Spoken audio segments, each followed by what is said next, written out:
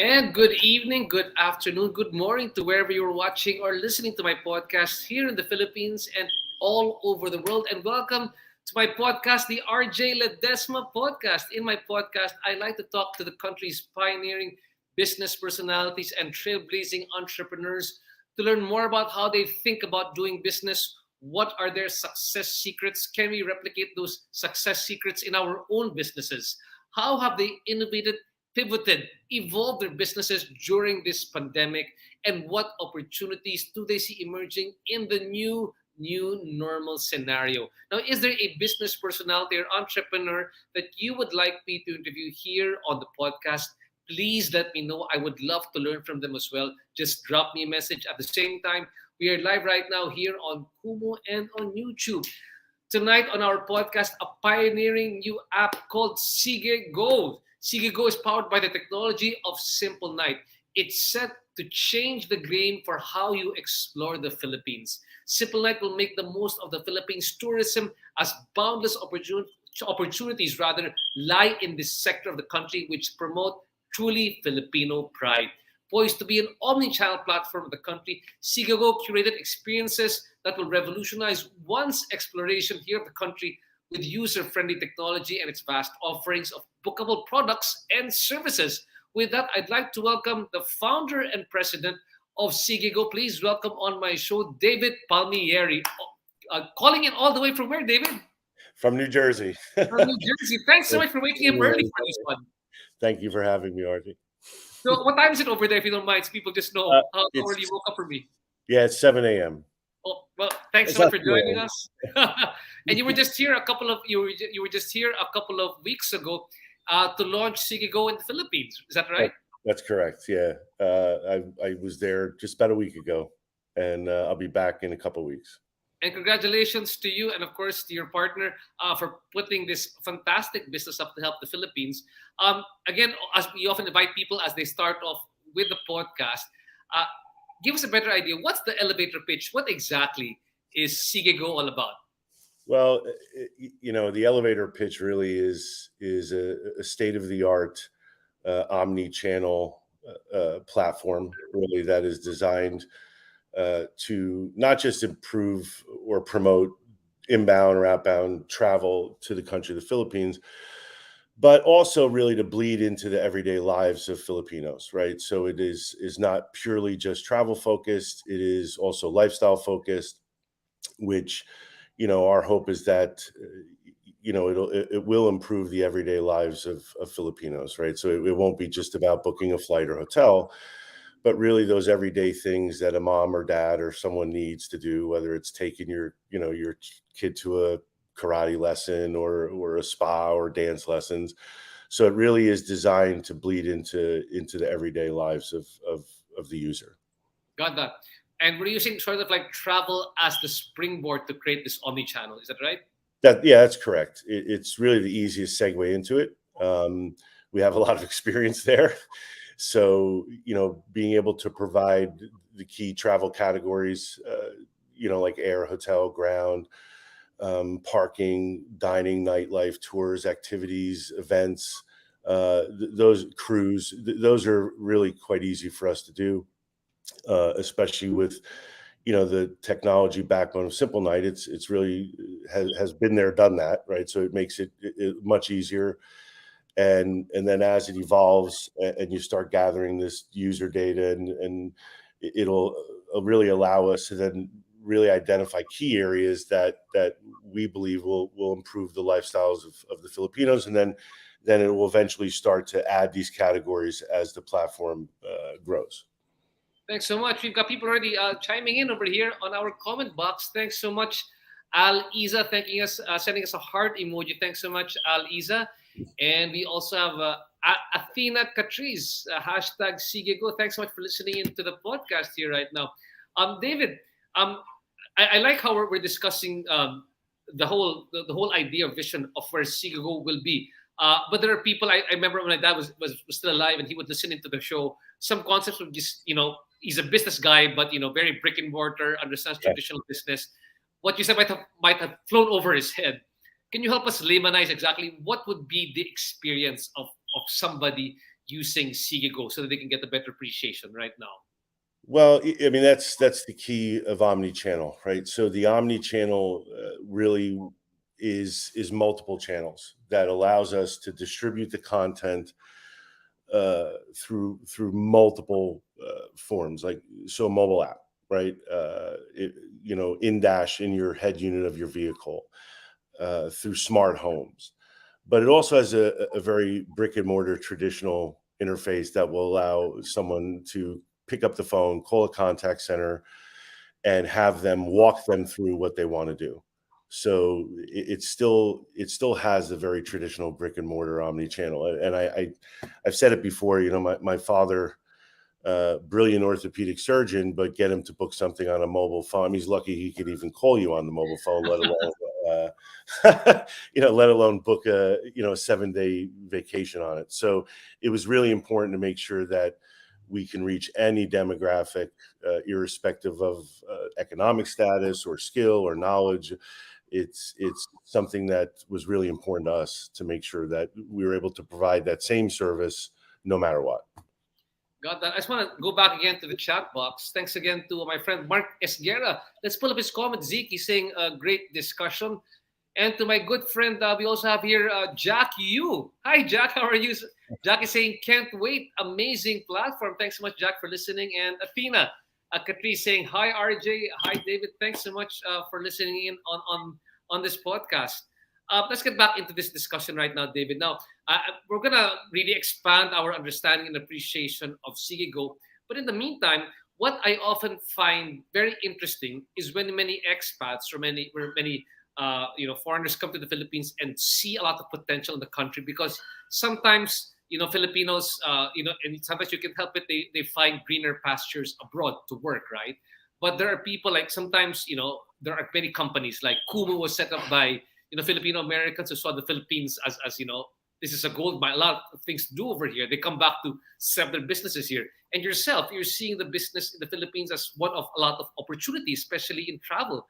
Can you just help us better understand what is your perspective? Why are you seeing that there's so much potential here in the Philippines to do business, especially when it starts off with travel? Because you seem to be a well-traveled individual, but you said, let's start this opportunity here in the Philippines. Well, I have a little bit of an advantage, I think, right? The first is, my childhood best friend and co-founder, Solito Reyes, born in the Philippines. So I've been exposed to the Filipino culture since I'm a very young young boy. Uh, that's really the first. The second is my stepmother was Filipino, so I was raised in an Italian Filipino household a little bit. But I started doing business in the Philippines over 22 years ago. So I've had a lot of exposure to it for many years. If you asked me this question 22 years ago, I probably wouldn't have a good answer for you. And over the years, I've really seen the country evolve. It's absolutely incredible. It's remarkable. And 22 years ago, I don't believe there was a very visible middle class, right? It was either very wealthy, very poor. And over the years of coming back and working with different airlines or hotels in the region, you started to see this country really boom and grow. And today, there is a very visible middle class, right? With that you just never seen before. And understanding the culture, understanding the people, it really made it very easy for us to make this decision to say, look, this is really the place to go. One, it's one of the largest countries in the world. It's one of the most beautiful countries in the world, and frankly, the people are just absolutely incredible, right? So it really made it easy for me, Salito, and Mark, to make that decision to say, look, let's really embrace this. Let's head back to the Philippines, especially for Salito, right? Because it's a dream his father had for many years. So yeah, it was really kind of in that no-brainer box, if you will, right? To just say, look, this is the place, and that's it. We started the journey about a little over a year ago.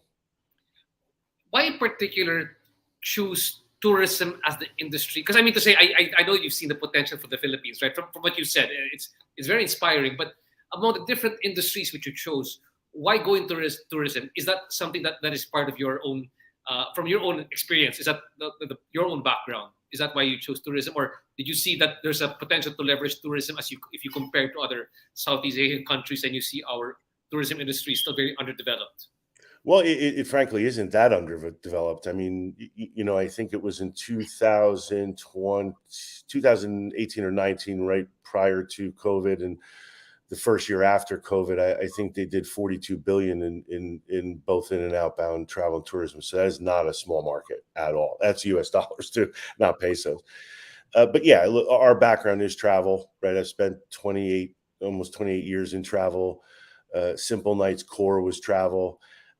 The technology platform initially was built around travel and tourism.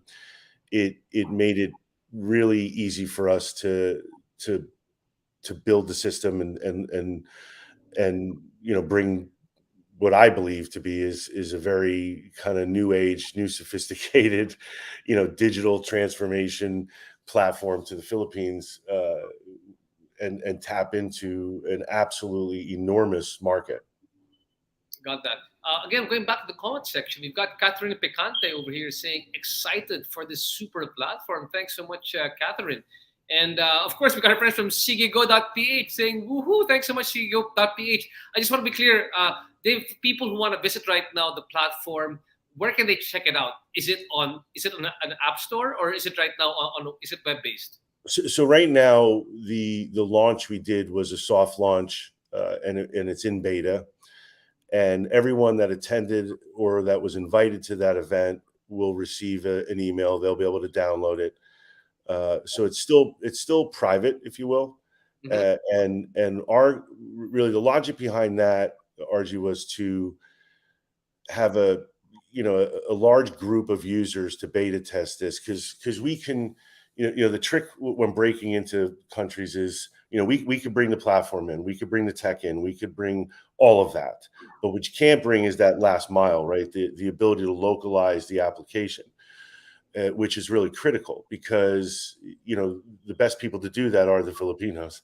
So we will beta test it over the next 90 days, and the official launch, national launch, right now will be either the last weekend of September or first weekend of October. And then, yes, you'll be able to download it in the App Store or Android stores. Yeah. Right now, if people are watching us right now live, you can see we've actually visited SigeGo.ph, so you can see what they've got over there. You'll never know until you go. SigeGo. And we've got Mark Esguerra over here. Thanks, Mark, for listening. He's saying very promising, excited for the site.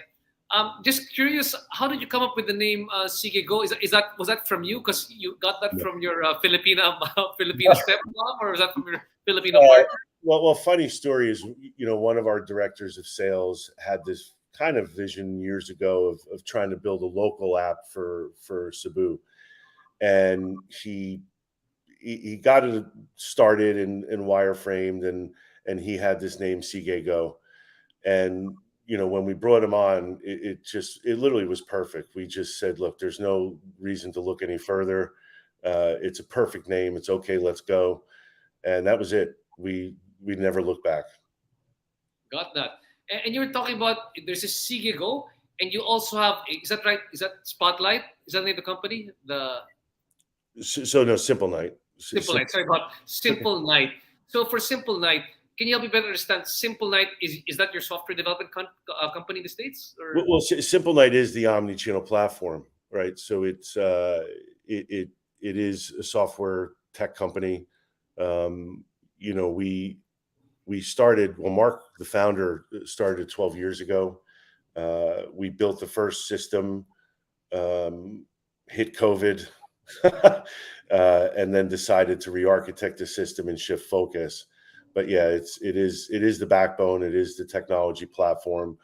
It provides everything really, from the payment modules to the back end to uh, you know different interfaces for suppliers and users and stuff like that. So that really is, I guess you can say, software development, but that is the backbone of SigeGo. and just to clarify for people listening to us right now, what exactly do you mean when you say omni-channel? So omni-channel means multiple channel, right? So it's means kind of any channel, right? And what I mean is, those are or the ways we distribute the content.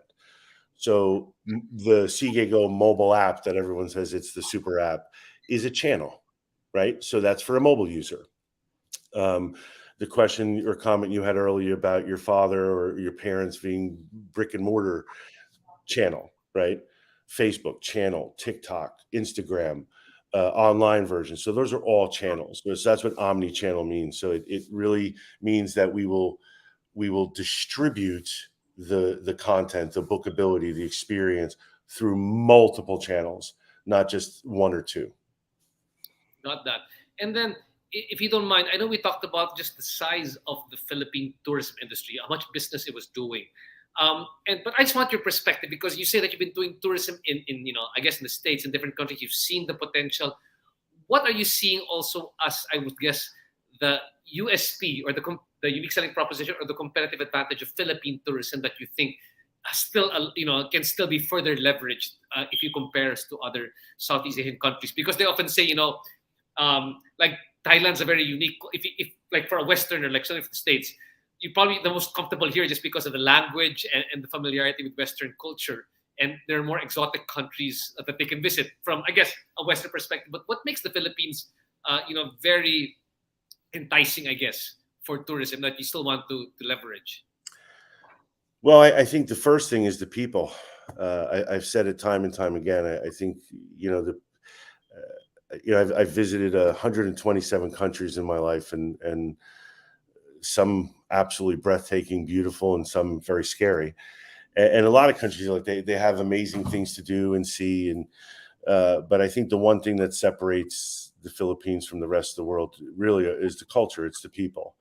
Um, I like I said, I've been doing business here 22 years. I don't think I've met one person that I didn't like. They're just very kind. They're welcoming and warming, and it's not that other countries are not, but they seem just very special, right? A lot of pride the Filipinos have. That's to me one huge differentiator because they will embrace it, right? They love it. The second is it's really one of the most beautiful places on earth. I mean, if you look at the different islands and the food, And to me, it's virtually untapped. I mean, in some of the exercises we did with influencers and even our own team, they too realize it's really untapped. I mean, there's places that they have never been or seen or heard of in their own country, right? So I just think it's a great market. I think it's perfectly positioned for all of Asia Pac. It allows you to bleed into Thailand and Singapore and Indonesia, Malaysia, Japan. So I think there's a lot of factors to it. The evolving nation status helps, right? So it really screams for innovation. Versus the US or some more advanced countries, it allows us to do a lot more, have a greater impact, drive a lot of value. So there's numerous reasons, really. Got that. And then as we move forward and look at the, how we're going to be growing the Philippine tourism market, I'm also curious. I mean, you came here and, I look at it that you've got, is that right? One Filipino American on the team and yourself, and your last partner, is he Filipino as well, or is he Filipino American as well? So there's four of us, right? Okay. That's Mark Halberstein, and Mark is the founder CEO of Simplenight. Then Salito Reyes, who's also the CTO of Simplenight, but yes, born in the Philippines. And then Sandra De La Cruz, who is born and raised in the Philippines. Got that. And usually, if you come, many people have great ideas, right? But it's all in the execution and getting it on the ground and running. So I'm just curious to find out, okay, I want to do this business in the Philippines. And there's difference between I want to do this business in the Philippines and I'm going to run this business. I mean, what was next? So you had the idea, you had Simplenight's app, the software to do it. How did you actually go about? Because it's not an easy business. Tourism, there's a whole ecosystem and a lot of suppliers over there. How are you able to bring them into SigeGo? Well, it started. I was attending an aviation conference in the UK a couple years ago, and we were talking about digital transformation, consumer experience, primarily for airlines. And there were quite a few folks that were there attending from the Department of Transportation and Travel and Tourism Bureau of the Philippines. When we got off the panel, they wanted to speak to me about, how could someone, like the Travel and Tourism Bureau leverage a platform like this so that they could drive more value to a lot of their businesses. And that's really how it started. So after several meetings going back and forth, working with them on analysis, looking at the data, we made the decision that, Philippines is the way to go. Second, it also really makes it easy when you have a system like Simplenight as the backbone, because, you don't have to take years to develop the system. The system's developed. So now it really becomes more commercial execution than it is operational execution or technical execution. And yes, there are still some issues. I don't want to say issues, but things you have to do, right? Making sure you're ARC certified, NIATA certified, and incorporated, and all of those things that you would naturally do anywhere, right? It certainly helps having locals there involved in it. It helps expedite that. There's no learning curve. So, we understand how everything works politically, what we have to do, how we get it done. It made it very, very easy. Then, you look at the market and you see all of these different suppliers all over the country that are just screaming for innovation. Mm-hmm. Makes it really pretty easy to do. You bring in the right team, you bring in the right marketing and branding, like with Active Social and brand it. So the difference here really is more on the commercial execution than it is anything else. When for businesses starting, to just come into the Philippines and build this thing, it's a beast. It would take millions of dollars to do. That's what I was thinking. Yeah, it's really it's a monumental effort. So I think if we had to build this thing from the ground up, maybe we would not have done it.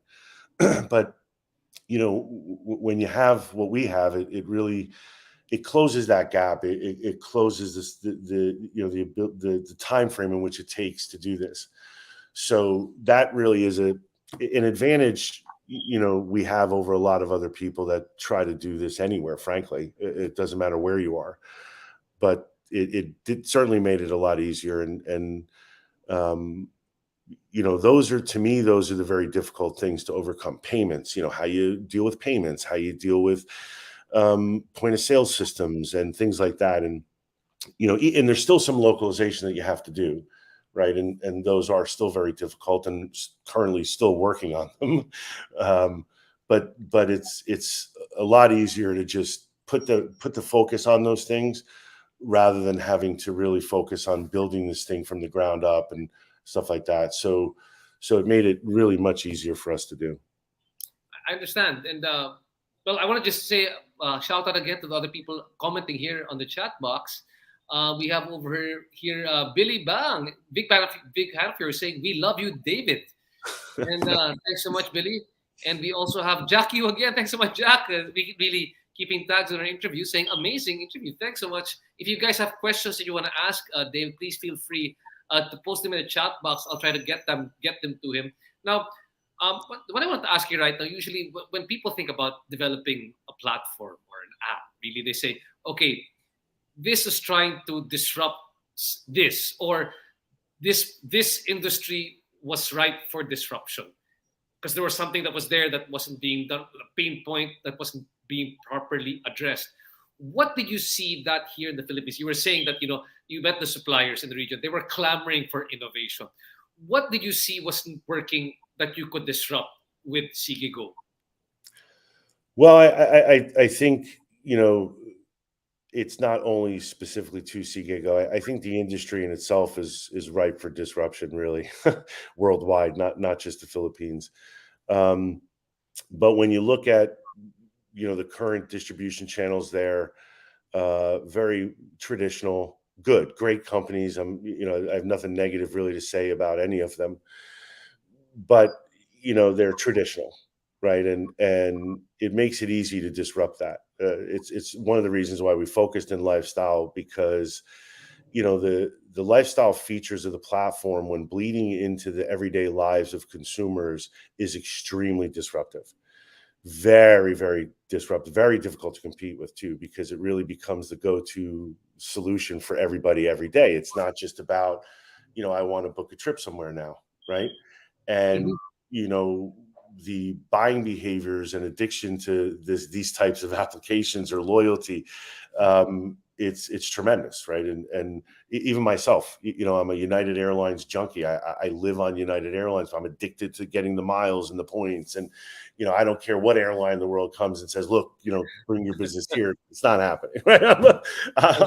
I'm staying on United, and that's it, right? So it's things like that, that really give us a slight competitive advantage, when breaking into new regions like this.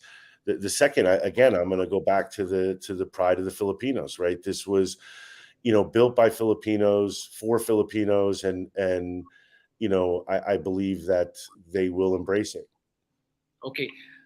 So I'm actually getting pretty excited about this discussion.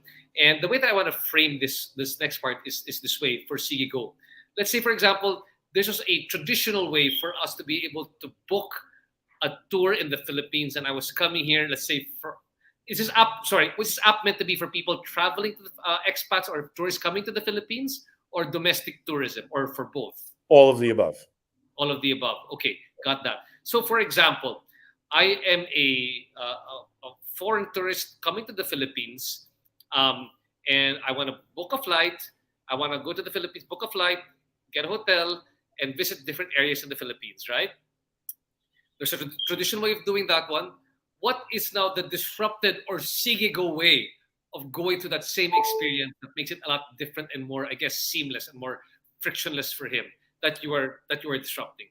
Well, there are a couple things. The first is the single settlement feature, which is quite unique, and that means that the consumer, the user, can basically put everything into a shopping cart similar to Amazon, right? And they'll pay one time. So that experience is certainly disruptive. It's a differentiator. And really the second is, again, because it bleeds into what they're going to do on the trip, is we're very journey focused. It's not just about the bookends. It's really important to put a big focus on what happens when you get there, right? So now it becomes the go-to app the minute I land, right? So welcome to the Philippines. Here's your SigeGo app. It just allows you to do things while you're there. Makes it very easy to buy things, add things, change things. So it's really, again, I think because you bleed into the lifestyle of a user, and that lifestyle could be a vacation. It doesn't necessarily need to be, karate lessons or having pizza delivered for my kids. It could be, I'm on a bucket list trip. We're visiting the Philippines for the first time. The user experience in booking was seamless. Now I arrive and I basically have a concierge in my pocket to help guide me through the rest of the journey, and it makes it very easy for the user. So that means that if I get to the Philippines, it'll take, I don't have to book a taxi or book a whatever. You just go on the app. It's all there. Right? Yep, everything will be there. And all the payment systems can be all through the app as well.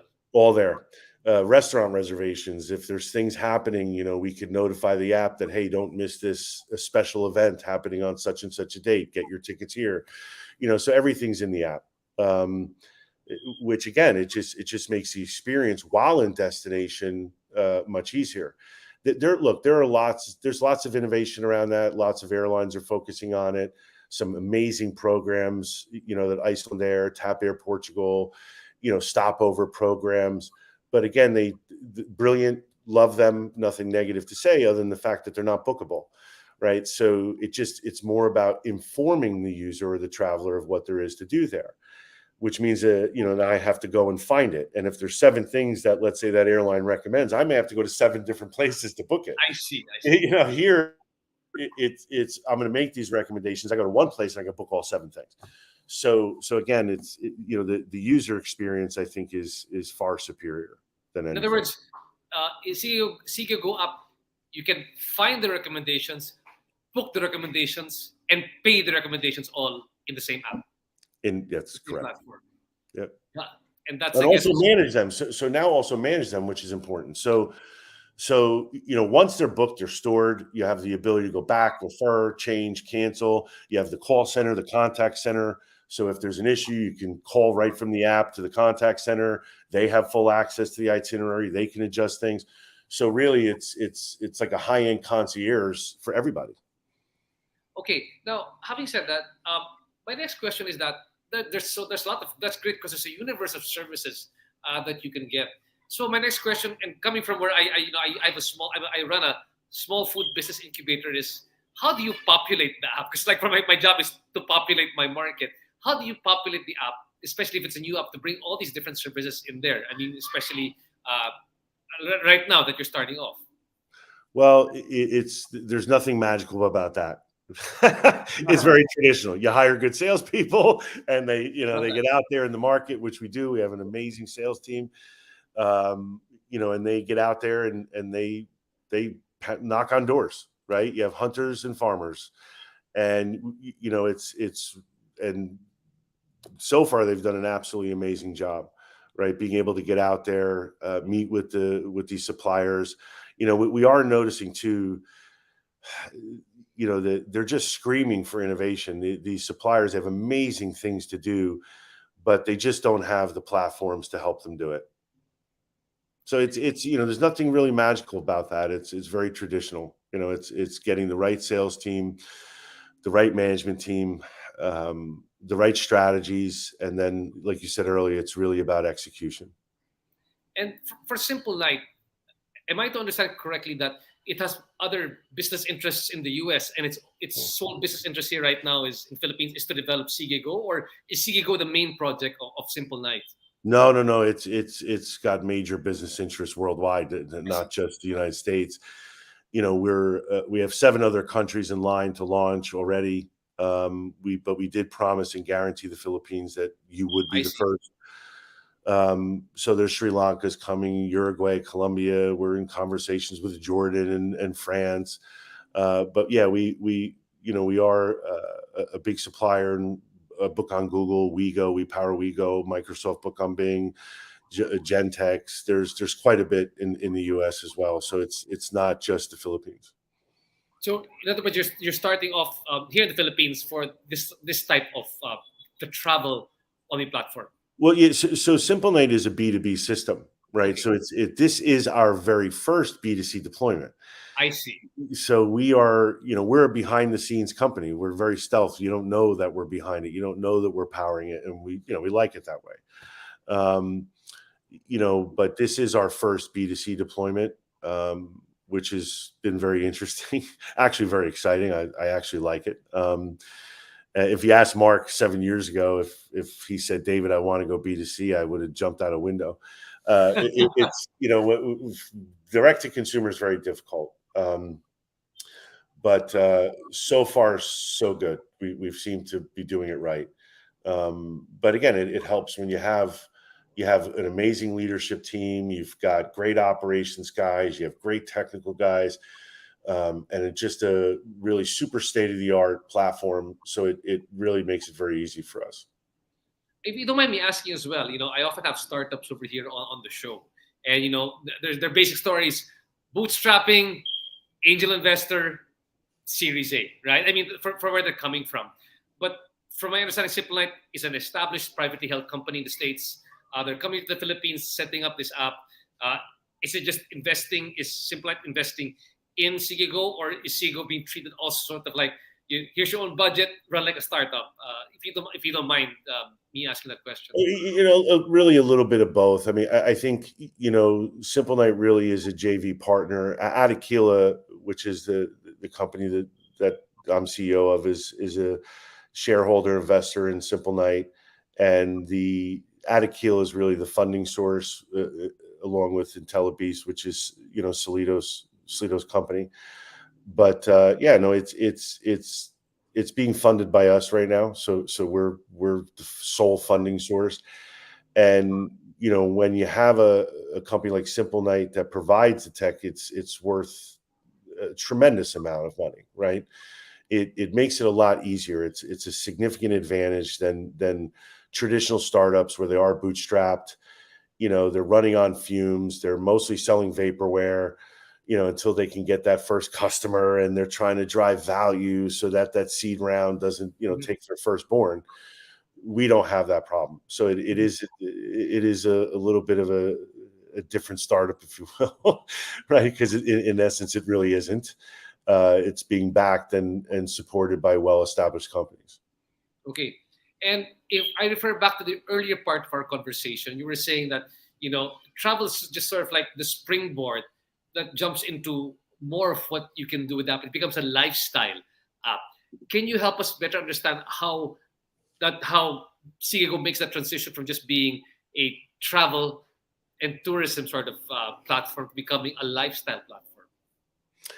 Well, for each of the regions we're deploying in, we've got some strong BAs that are analyzing, as well as the beta testers that will use it to recommend the key lifestyle enhancers for the Filipino. And it's not easy. So the system can handle it, the architecture can handle it. Where we reach hurdles that we will build or go around is trying to aggregate the lifestyle content. When you start with travel, it's very easy to get air. It's very easy to get hotel. It's very easy to get tours, activities. But when you bleed into lifestyle, for example, there isn't one system, if you will, that aggregates karate schools for the Philippines. It's really difficult, and that's you're going to rely very heavily on the sales team again. You're going to go back and rely very heavily on the tech to build those interfaces so that someone that owns a nail salon or a spa or a karate school can put that content in the system and make it bookable. To me, it's one of the moats that we, Mark likes to say we put a moat around it, and it is a moat. And the supply manager and the back end system is extremely unique, very robust, very flexible. It allows any type of company, if it's sellable or bookable, to put their content there and sell it. But the effort is substantial, It's not just a simple API into a huge system that provides millions of bookable things in 2 weeks. It takes a lot of work, and that's really the focus now. That's where we are, right? So those 9 categories, the travel, very easy to get those live, very easy to start to bleed into the travel sector. And then, as we start to identify the key 4, 5, 6, 7, 10 areas that bleed into lifestyle, our architecture allows that to happen very quickly. And then the sales team will go out and ensure that they get the right people in the system. Got that. And we also have right now, going back to the comment section, you got Yanka said, giving us a round of applause. Thank you so much, Yanka said, for listening in. And we also have Lich Azaro watching from Abu Dhabi. That's Rick and Mal. And thanks so much. Assalamu alaikum to you guys. Thanks for listening to the program. Now, I want to move on a bit more. And as you've been studying, like you said, you have to really study the Philippine tourism industry. I want to ask you, since a lot of aspiring entrepreneurs, MSMEs, micro, small, medium enterprises around the country might be listening here right now, what do you still see as the business opportunities that are still abounding, that haven't reached their full potential, or where Filipinos can still get into in the tourism ecosystem that you think will grow in a couple of years, that people should really invest their time and resources into? Good question. To me, I think one of the biggest gaps really is payments. I think, which again, I can't speak too much about it because it is one of the biggest moats that we do have around us, is the payment side. I think, aggregation systems, where they can get a lot of what we call long tail content into a single system, makes it much easier. They all need it. Aggregation systems for lifestyle is just untapped. There's a massive gap. No one has it. Being able to take bars and restaurants and yes, companies like Grab have the ability to have food delivered. And there are some companies out there that will provide static content of, where to dine. But there are no systems really out there that aggregate all of that content to make it easier for companies like us to come in and then drive the demand to it. So to me, those are key areas, that I would focus on. So you'd have people develop their own sort of mini marketplaces, which they can put onto SigeGo? Yeah, I mean, it is a gap. It's not only a gap in the Philippines. I mean, it's a gap worldwide, really. We do have the ability to do it, but again, for speed to market, sometimes it's easier for us to just write a single API and pull all that content in than having to go and put 20,000 suppliers into a system. It just takes a lot of time, and for us, it's more about speed, to market. So I see the gaps there for sure. There is no disruption in rideshare. There is no disruption in certain areas, where the country is screaming for some competitors to come in and start to add value or differentiation in certain parts of travel. Now, how about in terms of travel per se? Are there specific travel experiences or unexplored areas that you're still seeing that can still further grow if you compare us to other countries, or on an absolute basis? Are there areas or experiences that you think we can still improve on, or make more popular? Well, as it pertains to the Philippines, or in general? In the Philippines, that you think that we can still further? Oh my gosh, for sure. I mean, the country's virtually untapped. I mean, it's the night of the launch and some of the conversations we had with a lot of the people, they're just, they just don't realize how much there is to do in their own country. I mean, same in the U.S., right? You sit here and we live in one of the greatest countries in the world, and all we want to do is travel outside of it. Mm-hmm. But have you ever stood, and looked into the Grand Canyon? Have you ever gone to Yellowstone? Have you, it's an absolutely breathtakingly beautiful country, but everyone wants to travel abroad, right? We want to go to Europe, we want to go to Asia, So it's the same thing, right? I mean, I think the Philippines is breathtaking. The beaches, the culture, the mountains, the fishing, the scuba diving. I mean, it's just endless amount of things to do almost year round, right? It's you do have some seasonality issues with your rainy season and typhoons and stuff like that, but for the most part, you probably have a good solid 8 months of of seasonality where you can travel. It's so I think it is, in my opinion, look, I've been coming there 22 years. I've only been to Cebu, right? I have to travel throughout this country to see it, all the things there is to do. It's just, in my opinion, untapped. Got that. I've got an interesting question coming in the chat box from Susanna Halatin saying, what are the core values of SigeGo as an emerging company? Interesting because, yeah, sometimes you want to know what are the top 2 to 3 things that you guys, what's your North Star, I guess, for the company? Or what is the purpose of SigeGo as a company? The why? Yeah, I mean, I think the purpose was to improve the lifestyles of the Filipino people, right? I mean, to bring innovation, to enhance their lifestyle, really, at its core, right? We are here to not just improve the lifestyles of the Filipino people, but also the companies in the Philippines, right? Um, there are a lot of amazing products and services that are struggling because they don't have visibility or distribution. Our model is very, supplier friendly. We want to grow them. We don't want to hurt them, right? We don't look to take a huge chunk of their business. We take very little, if any, at all, right? So it's really about improving the lifestyle for everybody. Got that. David, I didn't realize that, we've actually been talking for almost an hour here right now, and a lot of great insights coming in. And as we start wrapping up this discussion, I know that you had a wealth of experience working here in the Philippines, working all over the world. If you don't mind, as we share to the entrepreneurs listening to the podcast here right now, maybe you could share with them some great advice, 3 to 4 management hacks or success secrets which you wish you have learned when you were starting off that you're willing to pass on right now to the younger generation. What would Sure. be those pieces of advice? Well, I think the first thing, as an entrepreneur, you really have to take risk. You have to trust your gut. You have to do it. And you cannot be afraid of failure, because failure, in my opinion, is the greatest learning lesson, right? I have failed many times. I've fallen flat on my face. So if you really try to predict the perfect solution, don't bother. That's not entrepreneurial, right? Do not put yourself in analysis paralysis and try to avoid failure. Failure is very important. It is the greatest, or one of the greatest learning lessons.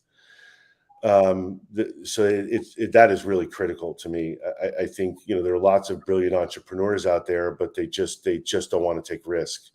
And to me, that's a key. You have to be able to take risk. The next, really, I think, is surrounding yourself with people that are smarter than you are. Right? And that's something I've uh, also learned the hard way, right? And now I do, right? I surround myself with people that are smarter than me, and I trust them. Trust is really important. You have to rely on your team. You cannot be the only person. Flat does not work, right? It just doesn't. Initially, it does, when you're in your seed stages, but eventually, you've got to be willing to bring in the right people. And really, I've also surrounded myself with a lot of great mentors, and you're really never too old to learn, right? At 51 years old, I still go back to my mentors for advice. Um, it's really important to rely on them. And I've always said this, and I'm not afraid to say it. There was a lot of luck in my career. I surrounded myself with the right people at the right time, and I still have them as advisors today, almost 20 something years later, and I still rely on them. And it's really important. I think it was Les Brown, the motivational speaker, says, perfection does not exist, and they should remove it from the dictionary, take it out.